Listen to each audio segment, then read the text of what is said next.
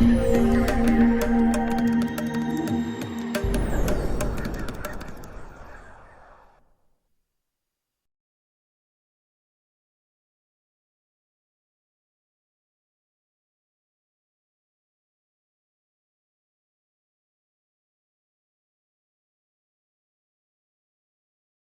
right, we are here today on Sunday, January 15th, 2017, and we are here today to interview Dr. Fred Brooks, provide for his oral history.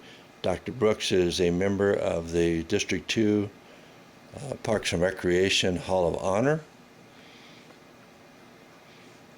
I would like to begin by asking Dr. Brooks to tell us where he was born and when he was born. Dr. Brooks? Okay, I was born in Ogden, Utah on December 8th, 1936. And where did you spend most of your youth growing up? In California, Oakland, California. And high school and college, can you tell us where you went to school? I went to high school at San Leandro and then San Lorenzo High School. And when you went on to college, where did you go beyond high school? I went to San Jose State for my undergraduate degree, my BS, and then I went to BYU to get my doctorate, Brigham Young University, get my doctorate so I could teach. And we're going to spend a few moments going over Dr. Brooks' career path and work history, and we will begin to ask him how he actually got into the field of Parks and Recreation. Well, I was sort of a recreation bum. My father died when I was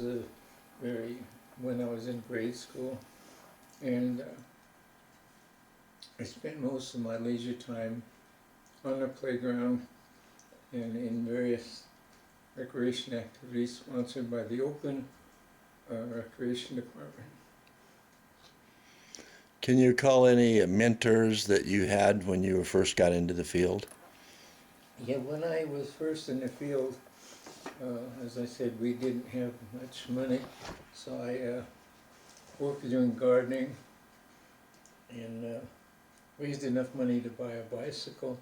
And I used to ride my bicycle down to Oakland, Lake Merritt, and I befriended several people there that were very helpful to me and involved me in their activities and motivated me to look further into the profession. Those people were George Scotland and Shaver Lee, who was the director then of the Oakland Recreation Department. Got me involved in Fairy Tale Town. They were just building and planning that. And then I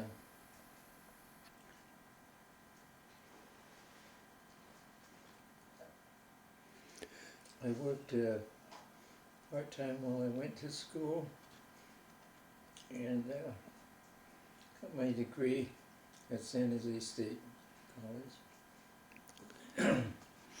In your long and very wonderful career, there must have been other people perhaps made a real impact on your life. Can you recall any other people you would consider mentors or people that really guided you during your career? Well, one of the ones that really motivated me because he had vision and got me to accept that as one of my standards was William Penn Mott Jr., who worked in the Bay Area at that time, first in Oakland and then in East Bay Regional Parks. And I was able to ride my bicycle to all the regional parks and experience the activities that they had at those facilities. You have my long Vita. During your career, were there any particular very memorable moments that stick out to you in your mind that were really special? I know you've had a long career, but there must have been several moments that were really special for you. Can you recall any? Well, mostly being involved in different activities. The special moments were when people made me feel like I was important in that doing well in my recreation work, and motivated me to want to go on into the profession.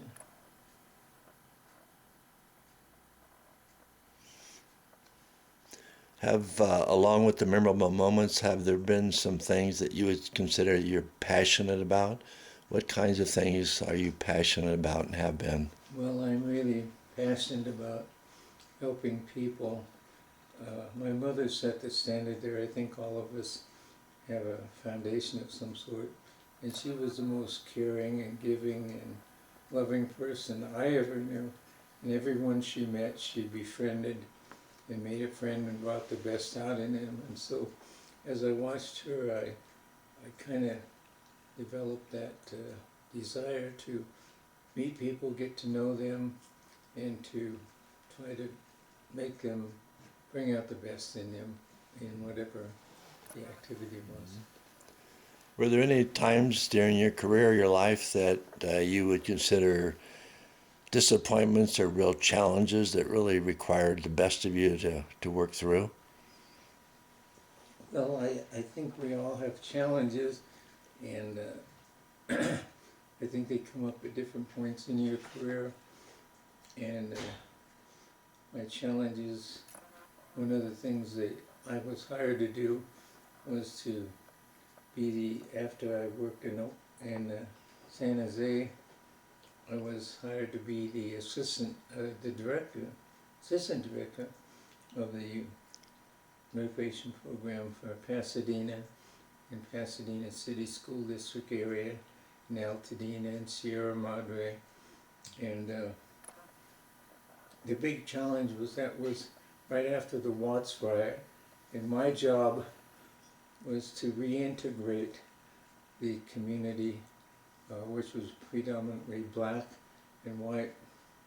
And of course, that was a big challenge because of all the people who had been part of that riot. Some of them, it's called the Watts riot, lived in Pasadena, and they came back and went to work for the city. And so my job, which I felt I did fairly well, was to get them involved. So I started a community education program, and where we worked with their kids and so forth.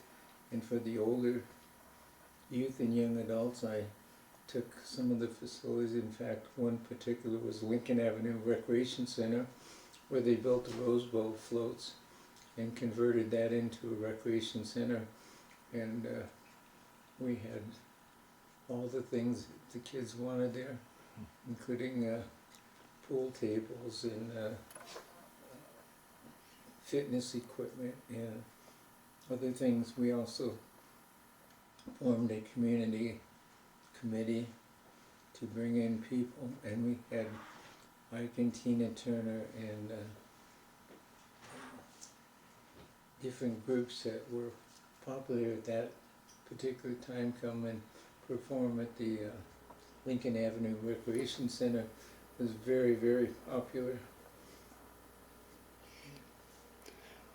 Again, with such a storied and lengthy career that you've had with a lot of accomplishments, are there any, what are the contributions or the projects or the highlights for your mind that you think back that just make it even more special?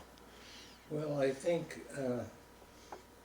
to see the communities develop, for example, in Pasadena, I was able to work with some of the facilities there, the Eaton Canyon projects, and I was able to get so many of the, what I did was I had black leaders leading white activities. I'm trying to think of the tennis star, but Like Arthur Ashe? Arthur Ashe. So we used Arthur Ashe to teach some of the white folks their tennis, and then a lot of the minority people had talents too, especially in cooking and so forth. So we had cooking classes and opened them up to the community, and we always get at least half or more Caucasians in there who were white, and I used white fitness instructors to work out the kids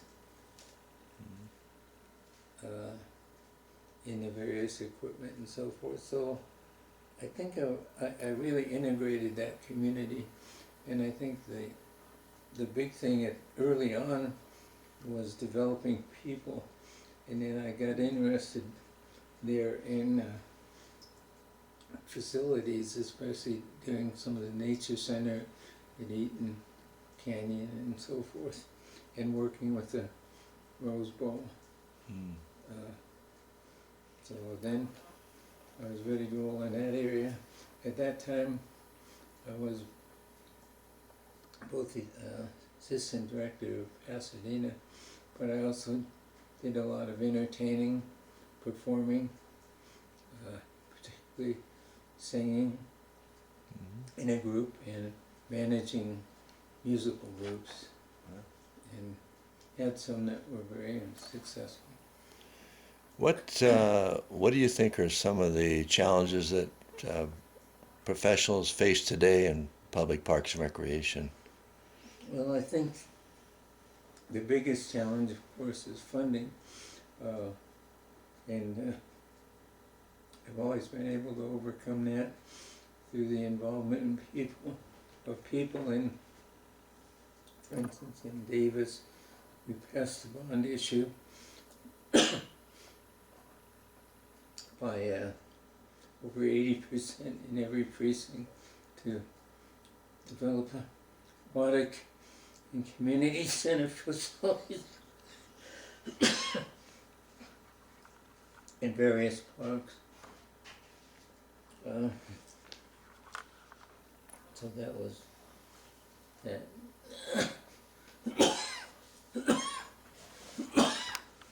So we are talking about challenges in parks and recreation today. Well, there's challenges, and I think they start out first with people. I don't think that's changed, and I was able to, in my various programs, whether it was a staff member of mine or through a program, a particular person, I was able to work with and develop these people to appreciate and benefit from our profession.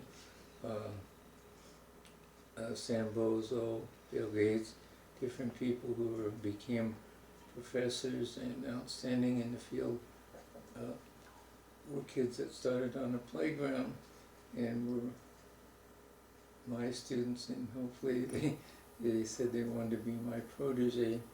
So I think by letting them, encouraging them and developing them and getting them into our profession and into reaching their higher levels of performance, I was pretty highly successful there. And then I went from Southern California and Pasadena. I have photographs of all these where I had some major productions, for example, where at the Pasadena Civic Auditorium, we put on our productions for the children's and theater and dance program, and we did a production of Snow White, where Snow White was a little black gal. She was fabulous, got a standing ovation, and we had full house every night.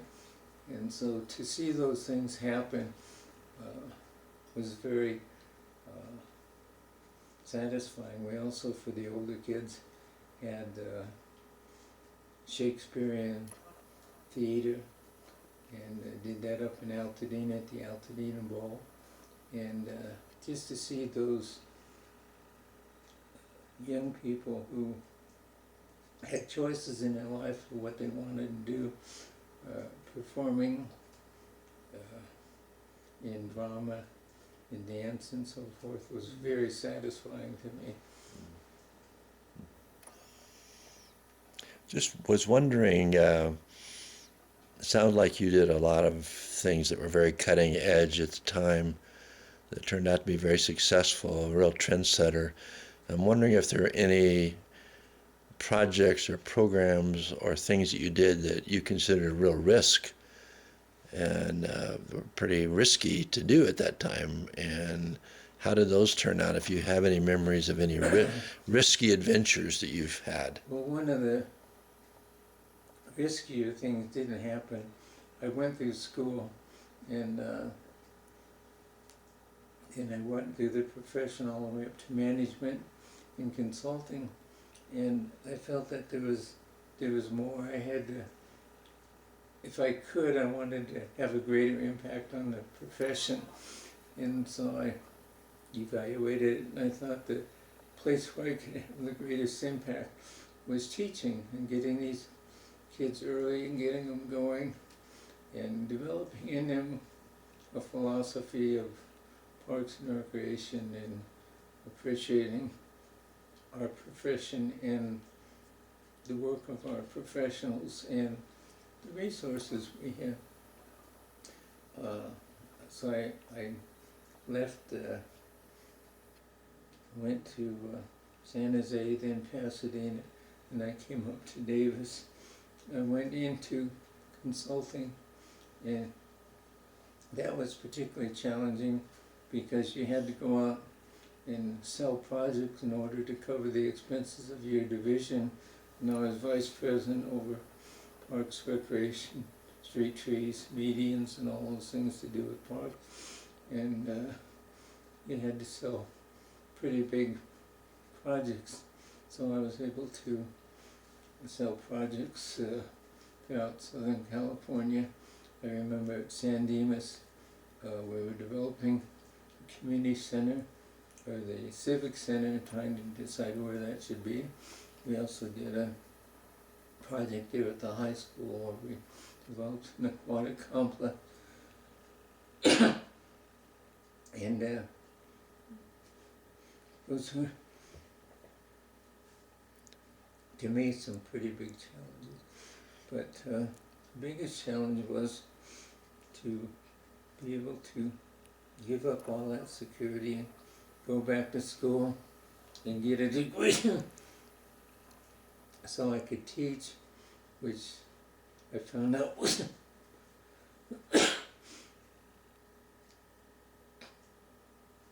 my passion, and basically mostly. So we were talking to Dr. Brooks about risky times in his life. Well, as I started to say, it was kind of risky to leave a job where you're secure and you've got all the benefits and you have a home and everything, and to go into consulting. And I didn't know till I got in it that you had to pay for your whole division. And so I had to be out, in addition to doing my work, guiding the people that worked under me to do what the current projects needed. I had to raise several $100,000, and it seemed like every month the boss was there, pounding on the desk saying, you know, Brooks, you got to bring in $500,000 next month, and Right. so that was very challenging. But I was able to do that and get through that, and then from there, I had all that experience, but I really felt in school that I didn't learn a lot of things that I needed to learn that make a difference whether you're successful or not. And I wanted to bring, as I said, help the young people to have those skills so that they could go out and become professionals and be successful. And so I went back to school to get my doctorate. While I was going through school, they sought me out, and local county was taking over the county parks. So I got to start on their master plan and the Provo Canyon Parks, and plan some facilities in local communities. And I did their community pool and so forth. But my goal was to get my degree and teach. When I graduated, fortunately, there was no opening at Chico State. I had seen it in the CPRS materials, and I didn't apply because the dates didn't coincide for getting that done. So I was challenged. I got a phone call, and it was from Buford Bush, who was an early leader in CPRS, and he was the department chair. And I happened to have him as a professor at San Jose State. Now he was the chairman at Chico State, and he called me and asked if I'd come to work for him at Chico State. And I said, well, I thought that job had already been closed. He said, yeah, that they'd opened it, closed it, interviewed everybody that applied. They didn't want any of those people. They wanted someone with some experience that was dedicated to the profession and active in the profession, and that would help the students learn the basic skills and talents. And so I told him I would accept a job, and I said, when does it start? And he says, well, school's already going. He says, it's been in session for a week, but I can hold this for 2 weeks.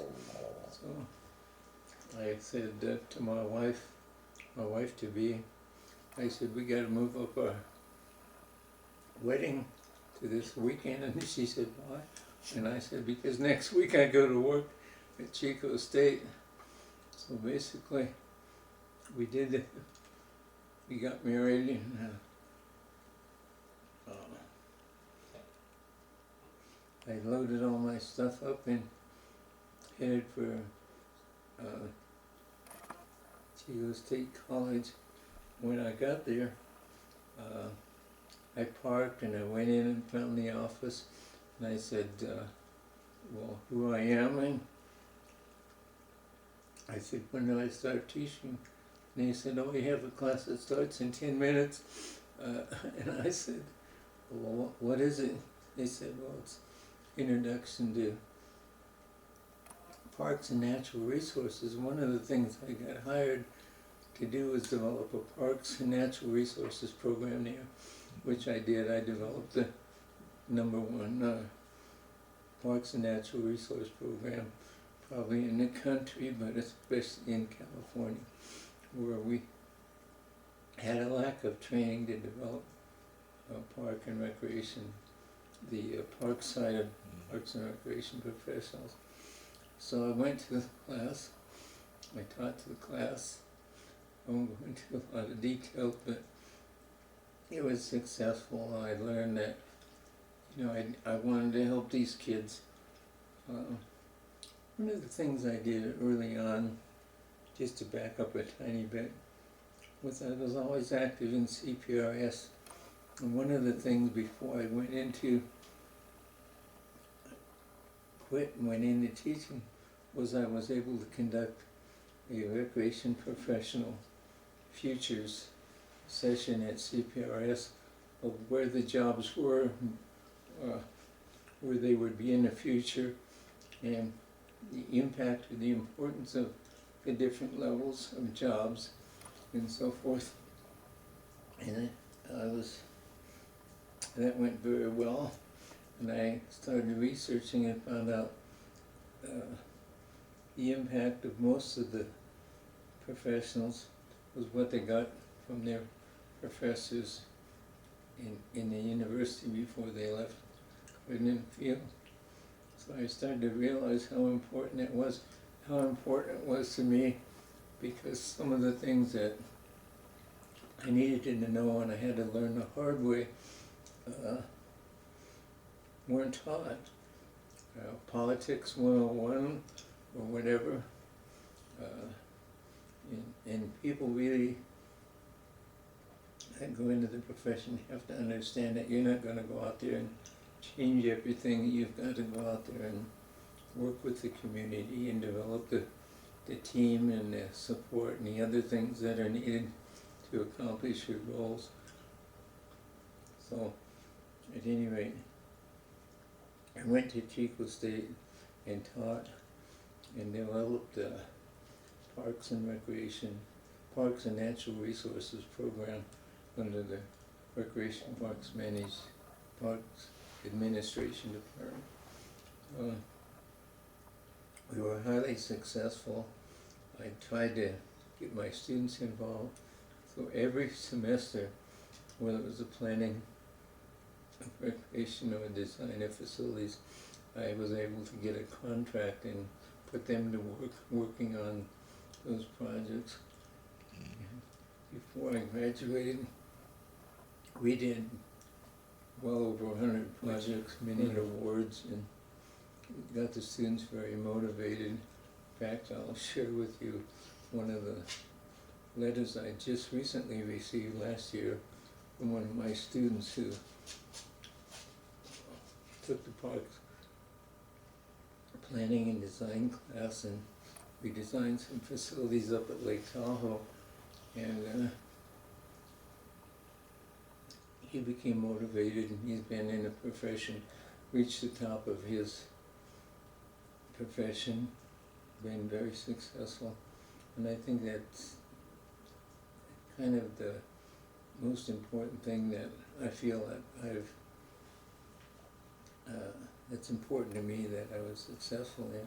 And so I have had city managers and park and recreation directors and many other people. In fact, right now, there's 3 professors that, well, 2 of my own students became professors, and then Christensen at Hayward, and Sam Langford is the chair of Parks and Recreation, and at Fresno State.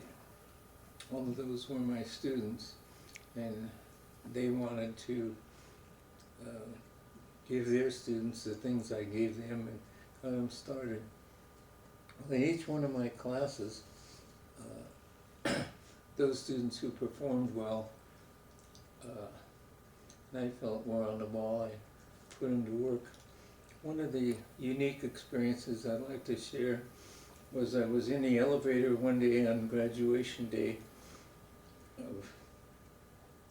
at Chico State, and a geology student was in the elevator with me, going up in Butte Hall, and he was just tears streaming down his face. I said, "What's the problem?" And I said, he told me, he said, "Well, I just went to my professor now that I've got my degree and asked him where I could get a job." And he said, "I probably wouldn't get a job in the field." He wanted to go into oil production because I was black. So I befriended him, got to know him, James Dorsey. And I said, "Why don't you come to work for me this summer up on the Klamath National Forest?" I said, "You have a background in sports and recreation." I said, "You can run all the activities and trips for the kids when they're in their leisure time." And he said he didn't believe me at first. I said, "No, come to my office and I'll get you all set up." Well, he went to work for me. A long story short, when he finished, he was very successful. I got him to come back to school and get his master's, and helped him to get the retention minority detention program at Chico State University.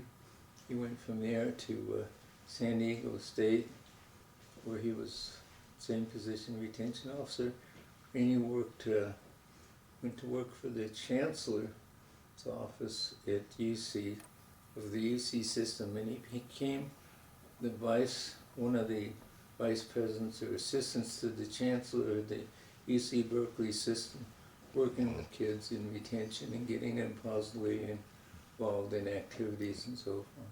Wow. That's a wonderful story. We made a real impact in that person's life. All right, we're going to continue with our interview now with Dr. Fred Brooks.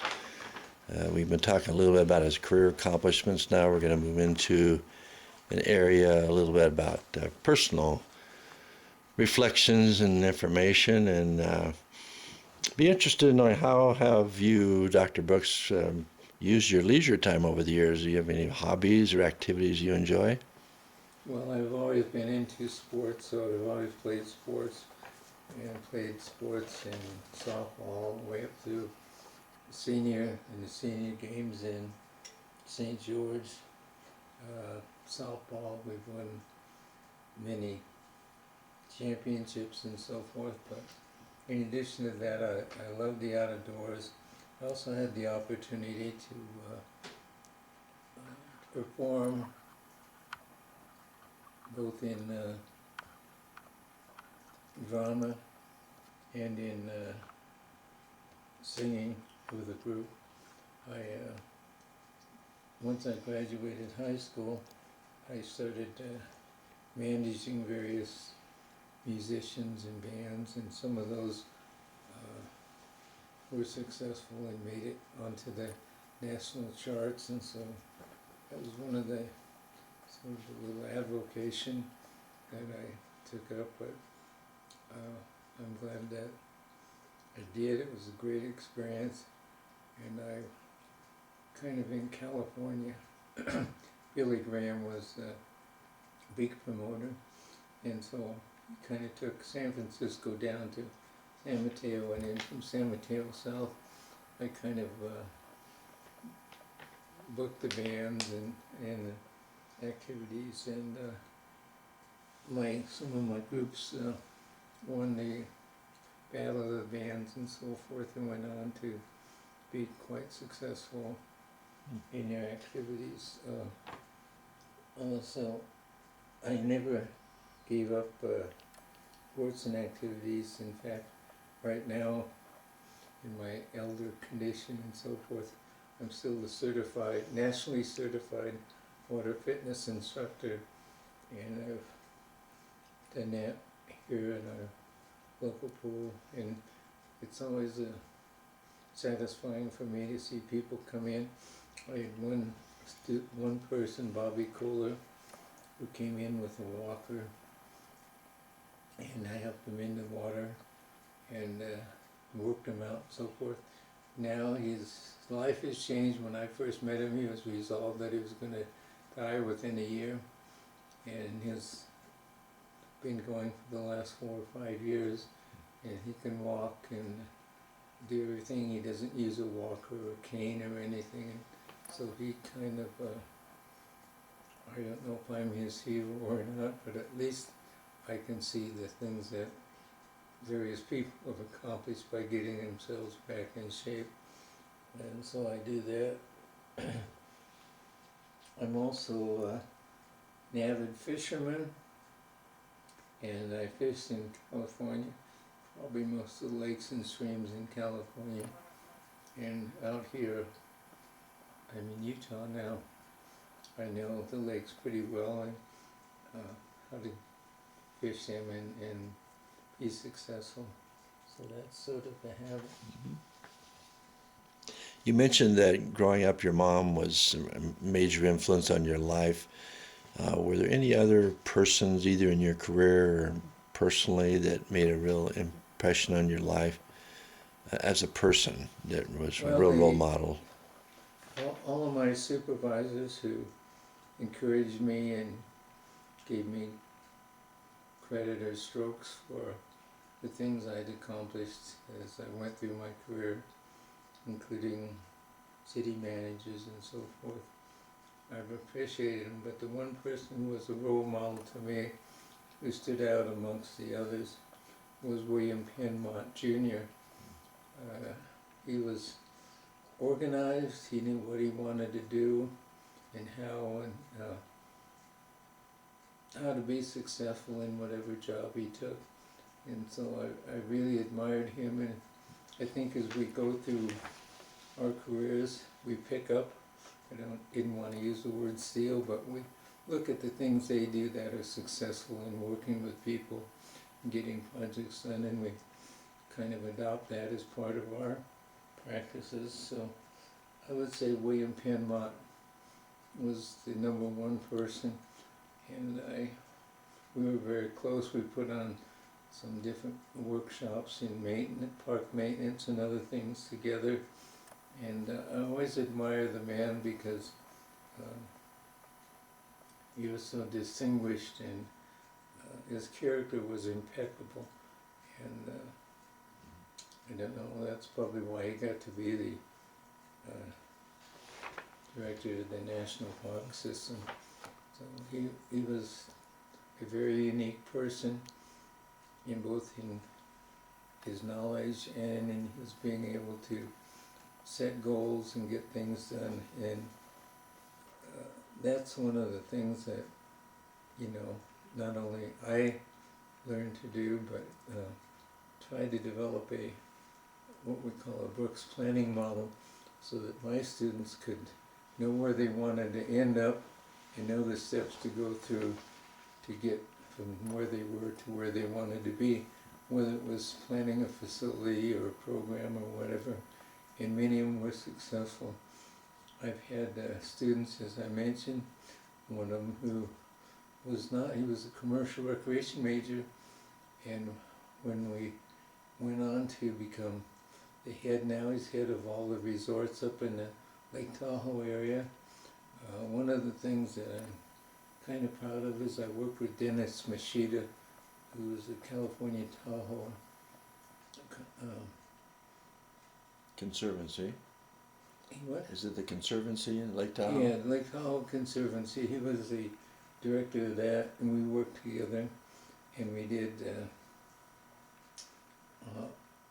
I don't know, I think in the Lake Tahoe Basin, I provided a list, but I think we've done over 20 facilities and preserved some lands, and I think the thing that's kind of satisfying to me is to go back.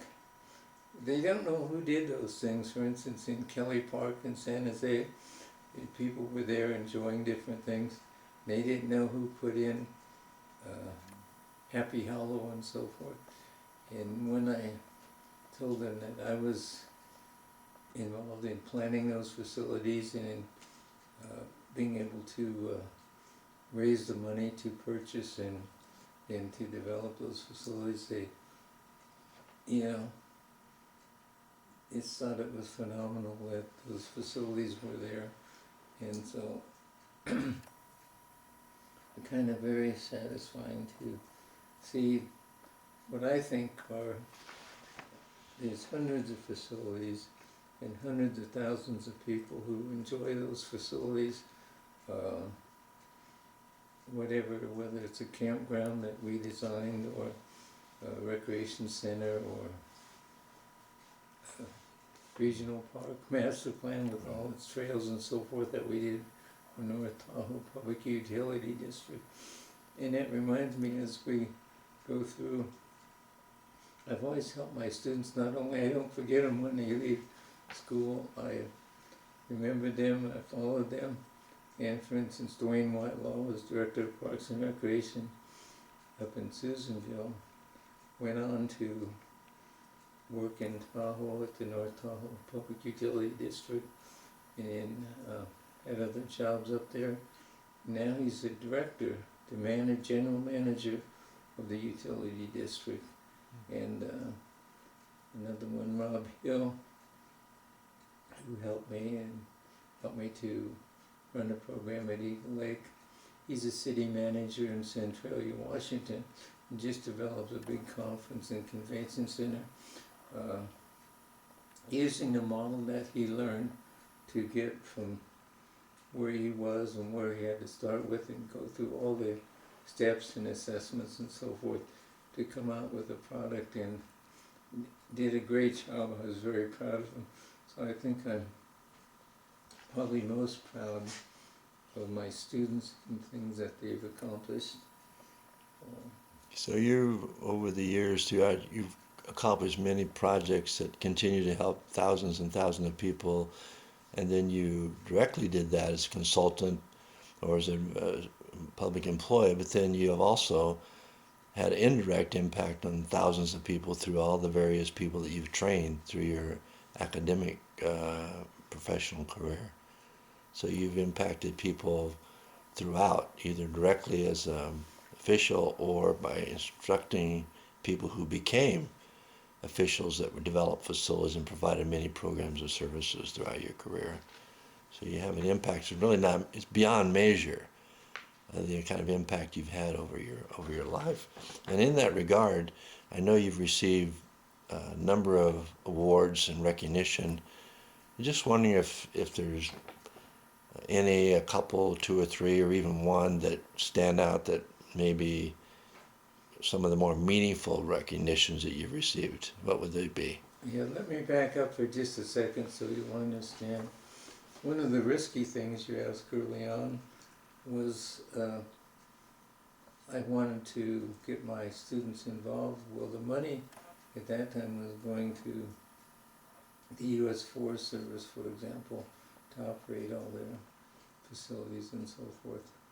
And I was one of the early contractors, and we contracted with the Alaska National Forest, and we operated and ran everything on the Alaska National Forest.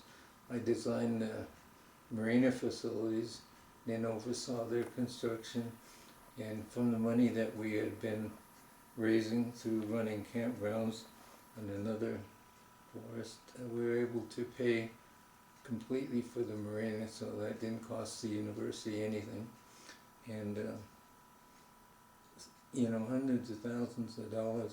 And if you go up to Eagle Lake Marina, which was dedicated to me in 2003 after I retired, or dedicated in my honor, you see these beautiful facilities and store and showers and all the other things that go with the marina operation. And I was able to develop those, well, to have the vision to see that that could be done, and then to put that into reality. I don't know exact words you'd use, but it became a reality.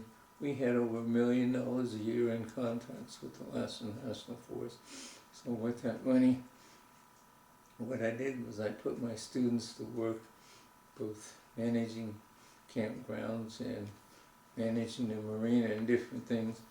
And most of those people from the marina store facilities to interpreters went out after they graduated because they had this good experience and got jobs in their profession, and some of them are leaders in their particular areas today, so that's very satisfying.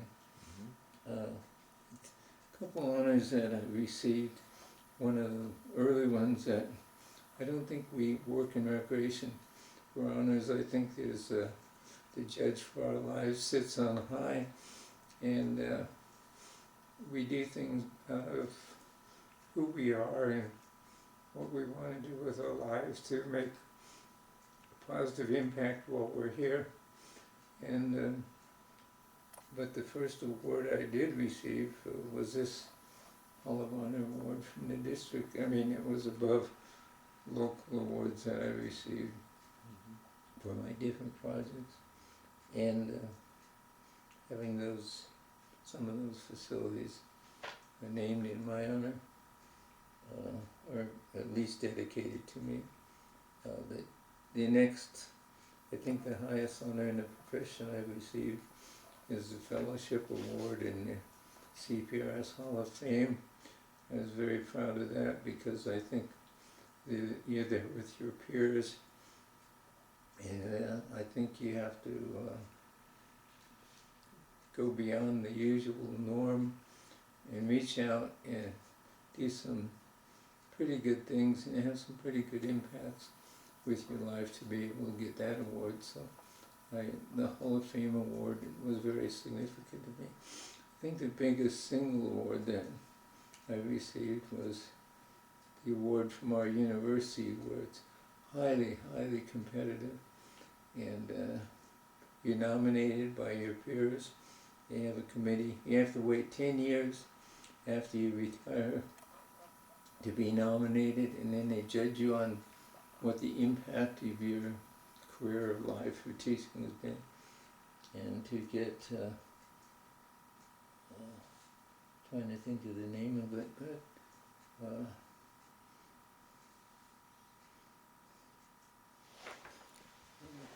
This was an award from being on the faculty at Chico State University, it's a faculty recognition when related to your career there at Chico State. yes, it is. And I think I have the title right. I don't have the award with me, but, well, I have it in the other room, but it's, I was adopted into the university's Hall of Honor as a legend faculty member, and it requires all this criteria of successfully teaching and the other things you've achieved.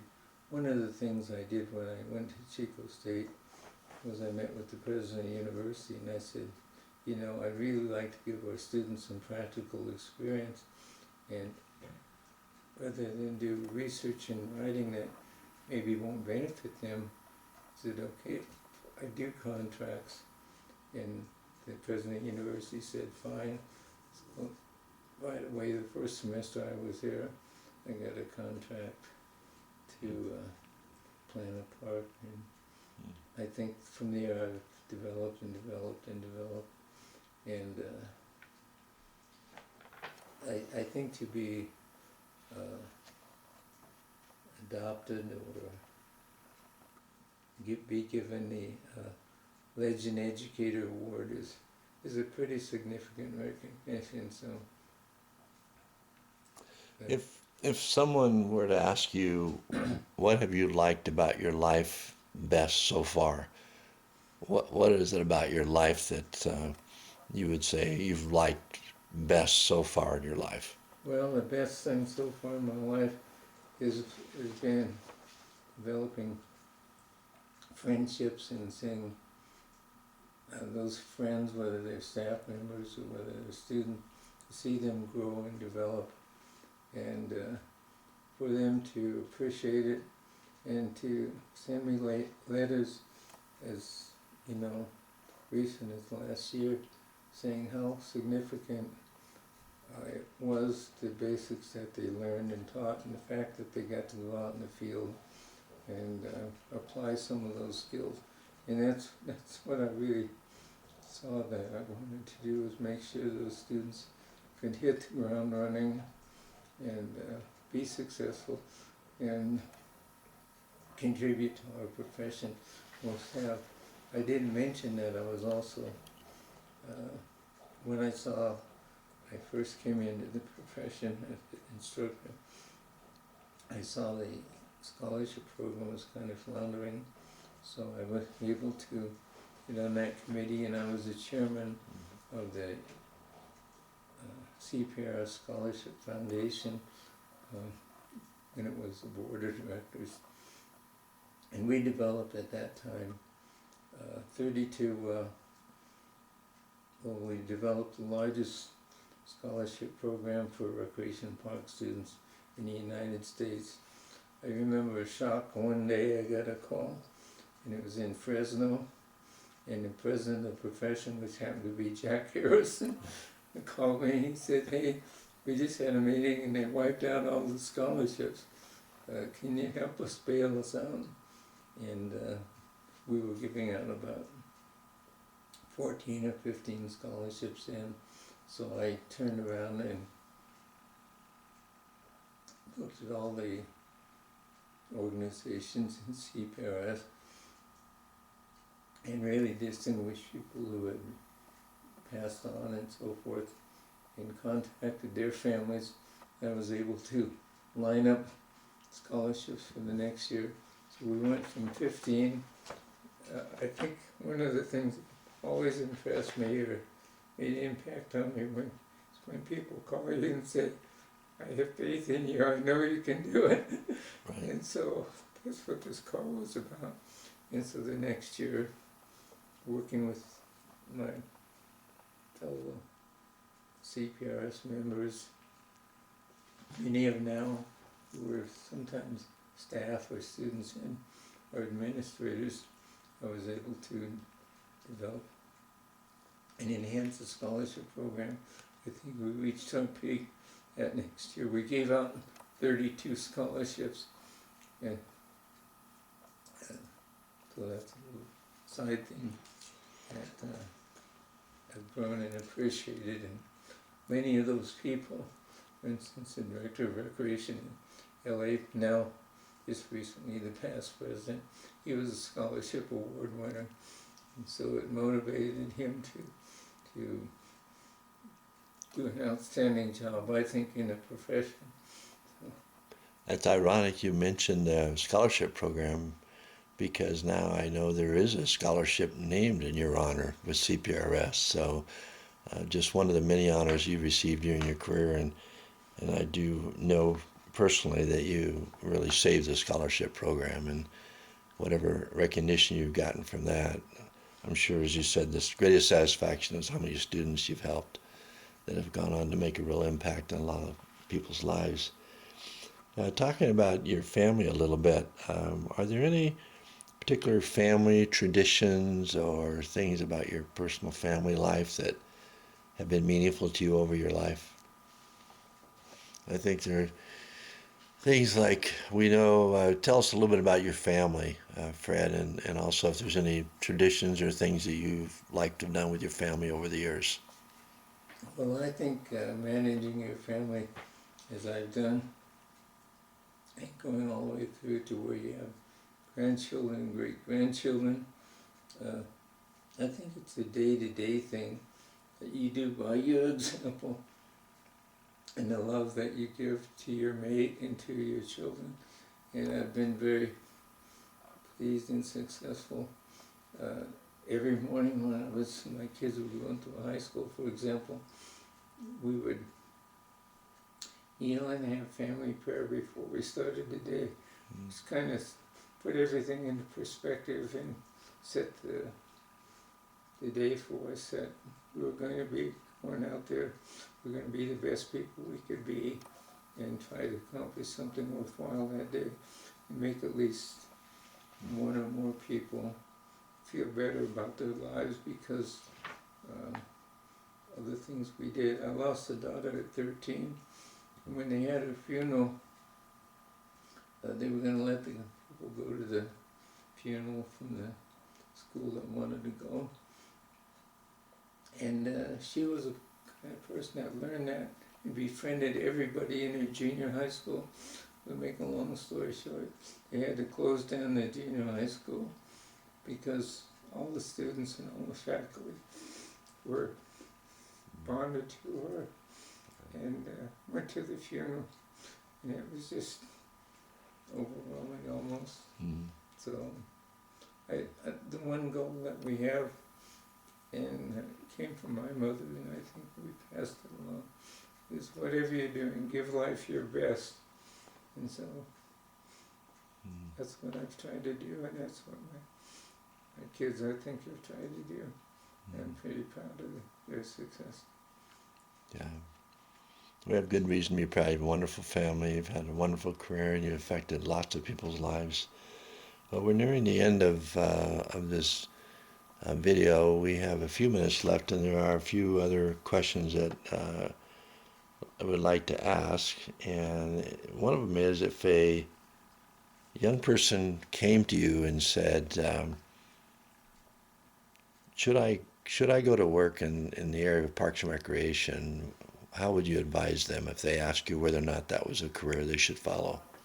Well, first of all, uh, I've had some people do that, and a couple of them wanted to be teachers and so forth, and they ended up working in Parks and Recreation, where they're still working, some of them, and highly successful. And I tell them that, I've been able to see both sides. In education, there are a lot of limitations and restrictions and controls, but in Parks and Recreation, while there are certainly limits with budget and other things, the amount of love and caring you can give other people that makes a difference in their life is unlimited. And I think as I've watched people change their lives and grow,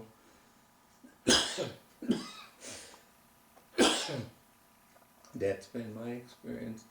And so I would just try to point out to them how much more you can give to these people when you can take them on a one-on-one basis and make them feel important, help them to be successful, and help them to understand the importance of serving other people and bringing out the best in them. I know I wouldn't be where I was if it weren't for people like William Penmont and others who cared enough to show their love and appreciation for me. And you can't do that really in a lot of jobs now anymore. In fact, it's gotten to the point where you can't even touch another person, without putting yourself in a liability situation.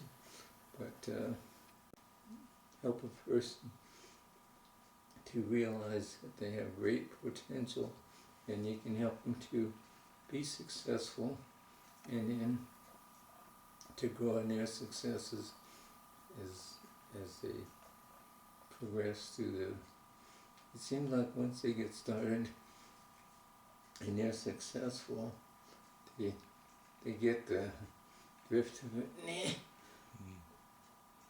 move on up in the profession. So It sounds like among the many things you've been saying is that you've had a really good life. yeah, I've had And you have contributed to a good life for countless numbers of people. So the last question today is, what are the things that you want people to say about Dr. Fred Brooks after you move on from this world? well, I think if they just know, and some of them have, as you'll see, John Rice, for example, when they start practicing these things in their life and helping, giving, loving, and caring for other people, they feel the reward and success. And so my success is, or the things I feel great about, is the legacy that I think I've left with my profession. Every job I had, from the very first job in a profession all the way till little I can do today, has been, giving it all I can and doing my best and helping people to